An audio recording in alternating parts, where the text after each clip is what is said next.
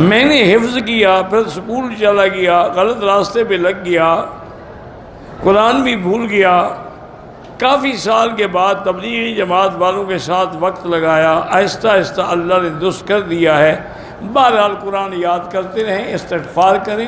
قرآن یاد کر کے بھول جانا گناہ کبیرہ ہے، اور جن کی صحبت میں تمہاری اصلاح ہوئی ان کی صحبت میں لگے رہو، کیونکہ بزرگوں نے لکھا ہے کہ اللہ والوں کی ایک گھڑی کی صحبت جو ہے تمہاری 100 سال کی عبادت سے بہتر ہے۔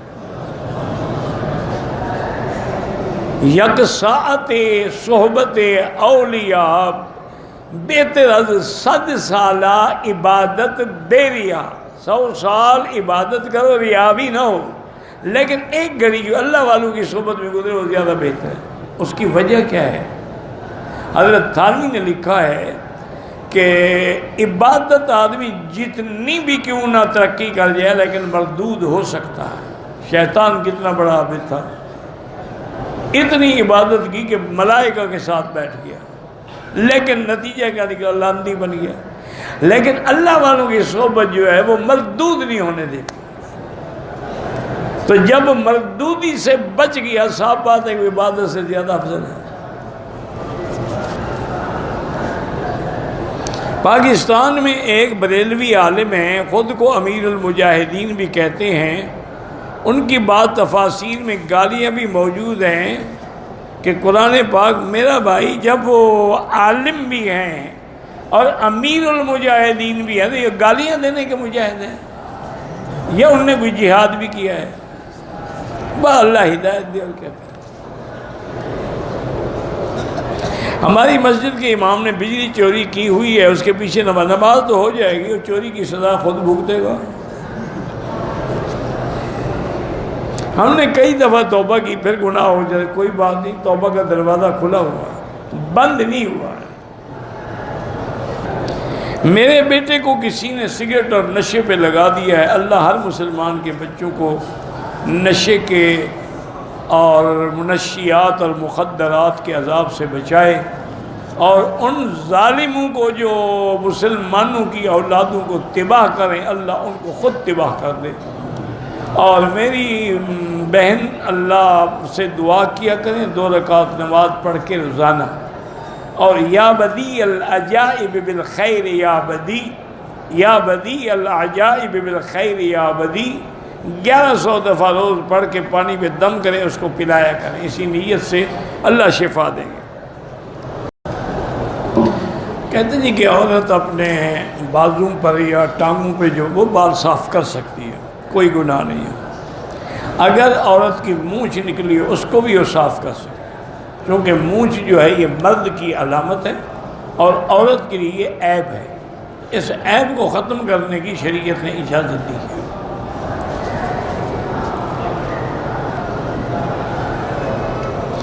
عورت کے چہرے سے بازو سے بال اتارنا جائز ہے، لیکن ابرو بنانا ناجائز ہے۔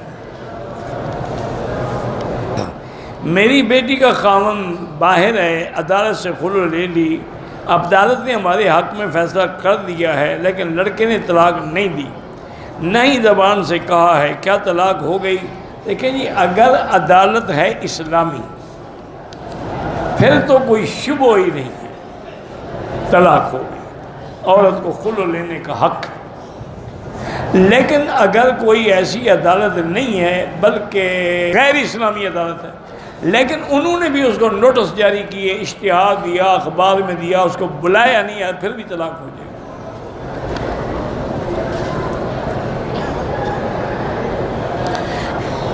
کیا عورتیں سفید لباس پہن سکتی ہیں؟ پہن سکتی ہیں، لیکن عورت کے لیے حضور نے فرمایا کہ پسندیدہ لباس نہیں ہے سفید، بلکہ مرد کے لیے پسندیدہ ہے سفید۔ عورتوں کو چاہیے کہ وہ سفید کے علاوہ کوئی رنگ والے کپڑے پہنا کریں تاکہ امتیاز ہو جائے، ویسے پہن لیں تو جائز ہے۔ نہانے سے وضو ہو جاتا ہے، تب وضو ہو جاتا ہے اگر آپ نے نہانے سے پہلے وضو کیا ہے، کر کے نہائے ہیں، پھر ہو جائے گا۔ اگر نہیں کیا تو آپ کو دوبارہ وضو کرنا پڑے گا۔ بہرحال نہانے سے وضو تب ہوگا نا، پہلے آپ وضو کی نیت بھی تو کریں نا۔ نیت نہ کریں تو نہیں ہوگا۔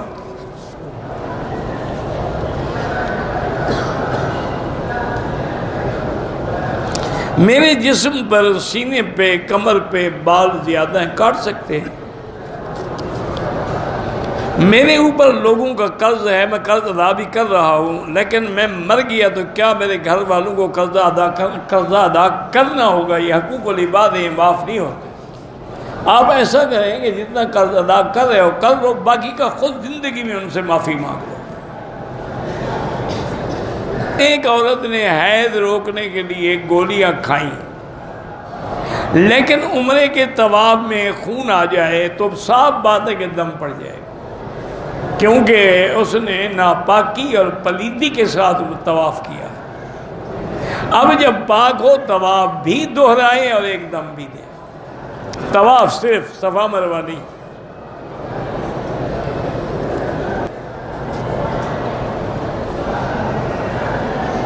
باہر دنیا کے لوگ جو نماز میں کعبے کی طرف کر کے نماز پڑھتے ہیں، قبلے کی حدود کیا ہے؟ پورا حرم جو ہے قبلہ۔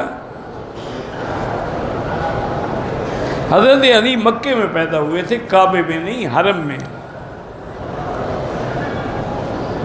میں نے اپنے بھائی کے ساتھ صفا مروہ کے چکر لگائے، جب میں نے حل کروا لیا تو بھائی کے لیے 6 چکر ہوئے ہیں، ہم کیا کریں؟ اس کو کہیں چکر پورے کریں اور کیا کریں؟ بلڈ تیز ہو جاتا ہے تو وہی میں نے کئی دفعہ بتایا ہے، والکاظمین الغیظ والعافین عن الناس، یہ آیت پڑھا کریں۔ پاکستان میں لوگ کہتے ہیں کہ جب ہم قبر میں جائیں گے نا، ہمارے پیر صاحب جو ہیں ہمیں چھڑائیں گے۔ وہ آپ کے ساتھ قبر میں ہوں گے؟ کیا خیال ہے آپ کا؟ اگر وہ خود بھی پکڑے ہوئے ہو تو آپ کو کیسے چھڑائیں گے؟ بس جاہلوں کے عقیدے ہیں، اللہ کے سوا کوئی نہیں چھڑا سکتا۔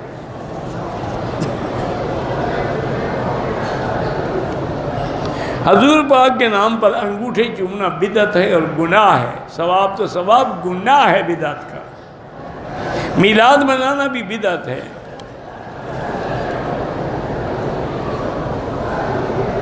ہم غار ہرا کی طرف گئے، وہاں نیچے بندر رہتے ہیں، تقریباً 10-12 درجن تسبیحاں، 1 درجن خوشبو، انگوٹھی وغیرہ کو توڑ کر نیچے پھینک رہے تھے۔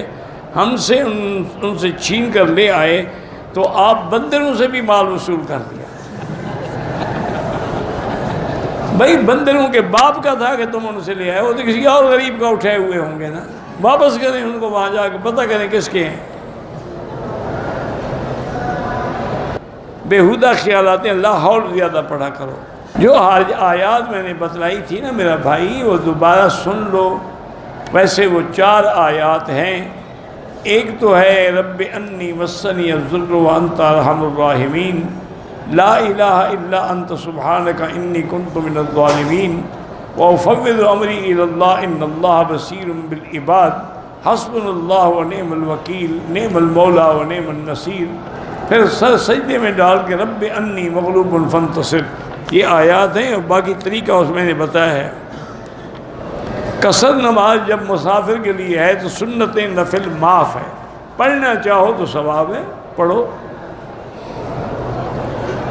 عمرے کی نیت کر لی تھی، پھر مجھے میرے شوہر نے بتایا کہ میرے بال باہر لٹک رہے تھے، اس کا مجھے علم نہیں تھا، بالوں کو میں نے سمیٹ لیا، ابھی نیت کے 5 منٹ ہوئے، کوئی بات نہیں، ٹھیک ہے۔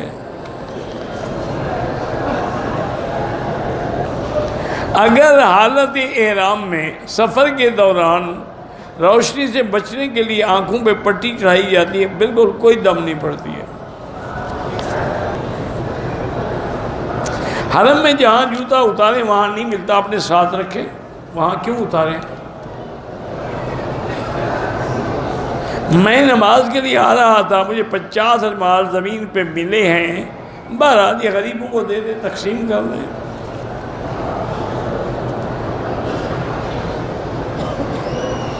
پتہ نہیں اور اللہ سمعہم ابصارہم کافروں کے لیے ہے اور کس کے لیے ہے؟ منافقوں کے لیے اور کافروں کے لیے۔ والذین فی قلوبہم مرض، اسی طرح ختم اللہ علی قلوبہم وعلی سمعہم وعلی ابصارہم غشاوۃ ولہم عذاب عظیم، یہ کافروں کے لیے۔ والد کی وفات کے بعد بڑے بھائی نے والد کے چلتے ہوئے کاروبار کو چلانا شروع کر دیا، بہت سی جائیداد بھی بنا لی، گھر والوں کو صرف 2 کان کا کرایہ دیتا رہا۔ اس بھائی کا یہ کہنا ہے کہ یہ ساری میری میں کوئی تو یہ باپ کی جائیداد سب کو ملے گی۔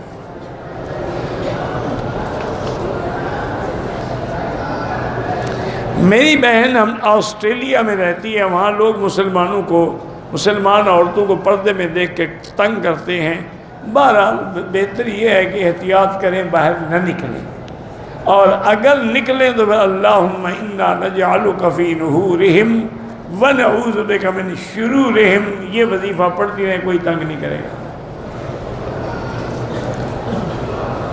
عصر کے بعد نماز کے 2 رکعت جو ہیں مغرب کے بعد پڑھیں۔ اللہ جو بھی لا اولاد ہے سب کو اولاد عطا فرما۔ زندہ آدمی کے لیے دعا کریں، طواف نہیں۔ کسی دوسرا اگر معذور ہے یا مر گیا اس کے لیے کر سکتے ہیں۔ میں نے طواف کیا، صفا بھی کر لی، حلقہ بھی کرا لیا، میں نے عصر کے بعد کی ہے، طواف کے نفل مغرب کے بعد پڑھ، ٹھیک ہے، کوئی بات نہیں۔ میرے پاس کسی آدمی کے دم کے 350 ریال ہیں۔ میرا بھائی میں نے بتایا کئی دفعہ یہ باقاعدہ جمعیات بنی ہوئی ہیں، جمعیہ خیریہ، یہ سامنے حرم کے جمعیہ زمزم بورڈ لگے ہوئے ہیں، یا راجی بینک میں جا کے دے دیں۔ میری مسجد کا خرچہ 4 لاکھ روپیہ ہے، اللہ انتظام کر دے، کوئی غم نہ کریں، یہ اللہ کے کام ہے، اللہ کے گھر ہیں تو اللہ خود اسباب پیدا کر دیتے ہیں۔ تم بھیک مانگنا چھوڑ دو، اللہ سے دعا کرو۔ میری والدہ عمرے کے لیے آئی، مسجد عائشہ سے دوسرا عمرہ کروں گی، منت مانی تھی، ٹھیک ہے کر سکتی ہے۔ میرے چاچا کی اولاد نہیں ہے، 18 سال ہو گئے، اللہ پاک صاحب اولاد کرے، لیکن پہلے علاج بھی کراؤ، چیک اپ بھی کراؤ کہ نقص کس میں ہے، مرد میں ہے یا عورت میں، علاج کرو پھر دعا بھی کرو۔ حرم میں آیا تو کعبہ تھوڑا سا نظر آیا، میری زبان نے کہا اللہ راضی نہ ہو، تو پریشان ہوا، یہ منہ سے نکل گیا، کیا ہو گیا؟ اللہ تو جانتے ہیں نا کہ تمہارا یہ مقصد نہیں۔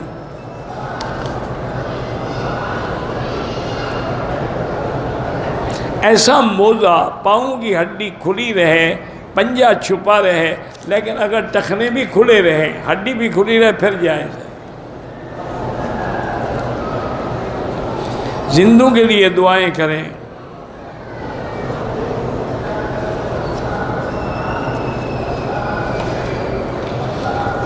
کہتے ہیں کہ بعض لوگ اگلی صفیں چھوڑ دیتے ہیں آپ کے صفوں میں قریب، اللہ ہدایت دے۔ نماز میں ہاتھ سینے پر باندھ کے نماز پڑھنے کی ایک روایت ہے، لیکن اس میں بھی اختلاف ہے۔ متفق علیہ روایت ہی ہے کہ وضع الیمین علی الشمال تحت السرۃ، کہ دایاں بائیں پہ رکھے اور ناف کے نیچے ہاتھ باندھے۔ یہ حضرت علی نے فرمایا سنت ہے، یعنی مقصد ہے صرف حدیث نہیں ہے، سنت، اسی پہ عمل ہے۔ حالت احرام میں بھی چہرے کا پردہ ضروری ہے، لیکن کپڑا آگے لٹکا دے، بس نقاب نہ باندھے۔ عام حالات میں بھی ہاتھ پاؤں کا پردہ ضروری ہے۔ مرد اگر عذر کی وجہ سے گھر نماز پڑھے تو عورت اس کے برابر پڑھ سکتی ہے، بہرحال برابر نہ کھڑی ہو، تھوڑی پیچھے کھڑی ہو۔ طواف کا ایک چکر لگایا، نماز جنازہ ہو گئی، وہ پڑھی، اب ابتدا سے شروع کرے۔ مکے میں اگر 15 دن سے قیام کم ہے تو نماز قصر ہوگی، قصر میں سنت نفل معاف ہے، پڑھو تو ثواب ہے۔ بیوی کے لیے الگ گھر بنانا اور حج ادا کر، حج اگر فرض ہے تو پہلے حج ادا کرو، جن کے گھر نہیں ہے وہ بھی تو رہتے ہیں نا کرائے پر۔ اگر حج فرض ادا کر چکے ہو تو پھر گھر بناؤ۔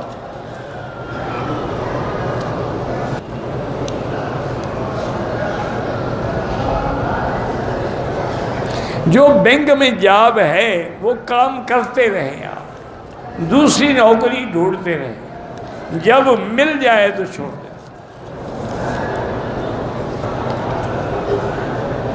نظر بد سے بچنے کے لیے ماشاء اللہ لا قوت الا باللہ پڑھا کریں۔ جمعہ کے دن جب پہلی اذان ہو جائے تو کاروبار چھوڑ دیں۔ اگر کعبے کے سامنے نماز پڑھے، افضل یہ ہے کہ سجدے کی جگہ نظر ہو۔ قرض دار کا قرضہ ہے، استغفار زیادہ پڑھے، برکت کے لیے بھی استغفار زیادہ پڑھے۔ میری آنکھوں میں درد ہے، اللہ سے شفا مانگیں، اور قرآن پاک کی آیت ہے وَكَشَفْنَا عَنْكَ غِطَاءَكَ وَبَصَرَكَ الْيَوْمَ حَدِيدٌ، یہ پڑھ کے انگلیوں سے آنکھوں پہ لگائیں۔ میرا رشتہ دار جس نے غصے میں اپنی بیوی کو طلاق دے دی، پھر اس کی بیوی کا دوسرے مرد سے نکاح کیا کہ 15 دن بعد طلاق دے دینا، 15 دن بعد زبردستی طلاق۔ بہرحال یہ ہے کہ اب وہ پہلے شوہر کے لیے تو حلال ہو گئی، لیکن دوسرے شوہر سے زبردستی طلاق نہیں لینی چاہیے۔ جب خود آپ نے کر دی، نکاح کر دیا، پھر واپس لینے کی زبردستی کیا مطلب؟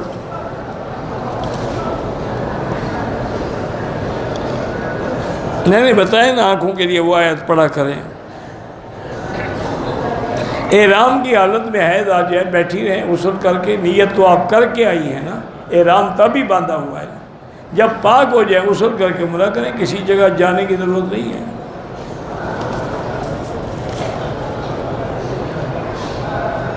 طواف کیا میں نے، کسی فوت شدہ کو ایصال ثواب کیا، ہو جائے گا انشاءاللہ۔ طواف کے 3 چکر میں نماز کھڑی ہو گئی، بہرحال پھر جہاں کھڑی ہیں وہیں سے طواف شروع کریں۔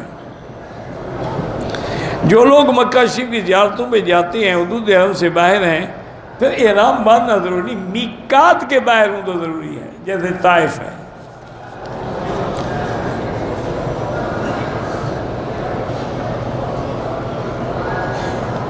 موبائل پر فوٹو بلا ضرورت جو ہے وہ ناجائز ہے۔ ایسا عورتیں پیسوں پہ درود شریف پڑھاتی ہیں، بالکل ناجائز ہے۔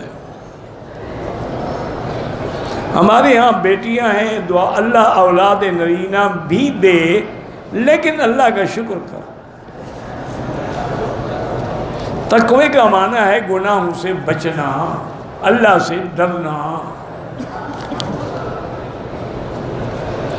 میرے ایک دوست نے 10 طواف کیے ہیں، پاکستان چلا گیا، اس نے اس کی نماز نہیں پڑھی، وہی پڑھ لے۔ عید میلاد النبی منانا بدعت ہے، اگر سنت ہوتی تو صحابہ مناتے۔ ایک طواف کے نفل نہیں پڑھے، پھر جب دوبارہ کریں تو دونوں کی نفلیں پڑھنی ہوں گی۔ کاروبار میں نقصان ہو گیا، قرضہ چڑھ گیا، استغفار زیادہ کریں۔ حرم مکہ میں جہاں بھی شہر مکہ ہے، سب مسجدوں میں لاکھ ملے گا۔ اگر عورت نے ماہواری کے بعد اپنے گمان میں پاک، میری بیٹی یہ گمان کی بات نہیں، تمہاری عادت کتنے دن ہے؟ عادت ہے 8 دن، 8 دن گزر گئے، پاک ہو گئی، پھر ٹھیک ہے، پھر داغ لگا تو بیماری ہے۔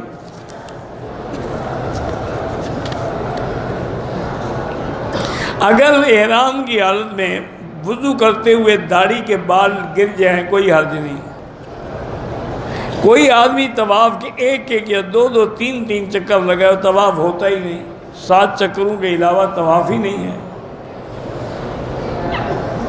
میرے والد اور والدہ کی قبر مکے میں ہے، جنت المعلیٰ میں۔ دم پاکستان میں نہیں دے سکتے۔ اگر کسی نے احرام کی حالت میں چہرے پہ ہاتھ منہ دھو ڈالے صابن سے، اگر صابن خوشبو والا ہے تو پھر صدقہ دیں، اگر سادہ صابن ہے تو کوئی حرج نہیں۔ میری والدہ کا انتقال ہو گیا، ان کے لیے عمرہ کر سکتا ہوں، بالکل کر سکتے ہیں، واللہ اعلم۔ اللہم صلی علی سیدنا محمد وعلی آل سیدنا محمد کما صلیت علی ابراہیم وعلی آل ابراہیم فی العالمین انک حمید مجید۔ اللہم انت ربی لا الہ الا انت الاحد الصمد الفرد الذی لم یلد ولم یولد ولم یکن له کفوا احد۔ اللہم انت ربی لا الہ الا انت الحنان المنان بدیع السماوات والارض یا ذا الجلال والاکرام یا ذا الجلال والاکرام یا ذا الجلال والاکرام اللهم إنا نسألك بأسمائك الحسنى وصفاتك العلى اللهم ارحم ضعفنا واجبر كسرنا واشفنا واشف مرضانا وارحم موتانا واصرف دعاءنا ولا تخيب رجاءنا برحمتك يا أرحم الراحمين يا أكرم الأكرمين يا أجود الأجودين لا تجعلنا من القانتين لا تجعلنا مصغة للمادرين لا تجعلنا عقلة للآكلين لا تجعلنا فتنة للقوم الظالمين اللهم انصر الإسلام والمسلمين واحم حوزة الدين اللهم أذل الشرك والمشركين